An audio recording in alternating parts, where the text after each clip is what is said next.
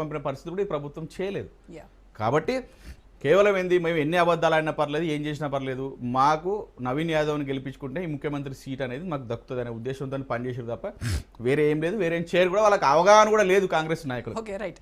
కోటేశ్వరరావు గారితో మనం కోటేశ్వరరావు గారు, ఇక్కడ పర్ఫార్మెన్స్ అండ్ ప్రామిసెస్ ఈ రెండింటి మీదనే జరుగుతున్నటువంటి ఓటింగ్గా మనం దీన్ని చూడాల్సి ఉంటుంది.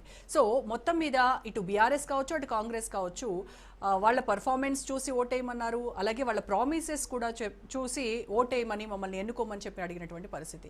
సో ఈ రెండిట్లో ఇటు బీఆర్ఎస్ కాంగ్రెస్ పోటాపోటీ ప్రచారం చేస్తారు. కాంగ్రెస్ అయితే 10 మంది మంత్రులు, 50 మంది ఎమ్మెల్యేలు, సీఎం, డిప్యూటీ సీఎం మొత్తం యంత్రాంగం అంతా కూడా రంగంలోకి దిగి ప్రచారం చేసినటువంటి పరిస్థితి. సో ఇటువైపు బీఆర్ఎస్ కూడా దీన్ని చాలా ప్రతిష్టాత్మకంగా తీసుకుంది. ఖచ్చితంగా ఈ మనది సిట్టింగ్ స్థానం మనమే కైవసం చేసుకోవాలనేటువంటి కసితో వాళ్ళు కూడా ప్రచారం చేశారు.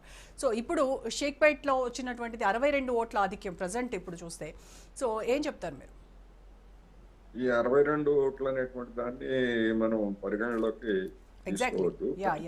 కానీ మొత్తం మీద చూసినప్పుడు ఇదే థిన్ మెజారిటీ తోటి కాంగ్రెస్ గెయిన్ చేసేటువంటి అవకాశం ఉందనేది నా అభిప్రాయం. ఒకటి. రెండోది, మన సతీష్ గారు రేవంత్ రెడ్డి గారి మీద లేదా కాంగ్రెస్ మీద చేసినటువంటి విమర్శలన్నీ కూడా నాకేమీ అభ్యంతరం లేదు, లేకపోతే నేనేమి వాటితో విభేదించి పెట్టలేదు.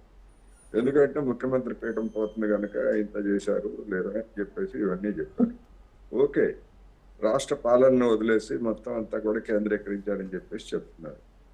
అధికారంలో ఉన్న పార్టీ కనుక ముఖ్యమంత్రి కనుక చేశారని అనుకోవచ్చు. మరి కేసీఆర్ ఎందుకని ఫామ్ హౌస్కే పరిమితం అయ్యి ఒక ఆడబిడ్డను ఆ విధంగా గాలికి వదిలేశారనేటువంటి ప్రశ్న వేస్తే ఆయన దగ్గర నుంచి ఉన్న సమాధానం ఏమిటో నాకైతే తెలియదు. ఎందుకని ఆయనకేమీ అధికారం లేదు, లేకపోతే అసెంబ్లీకి వచ్చి అలాంటి అంశం మీద మాట్లాడాలని ప్రిపేర్ కావడానికి ఆయనకేమీ ఆసక్తి లేదు, వచ్చేటువంటి అవకాశం కూడా లేదు.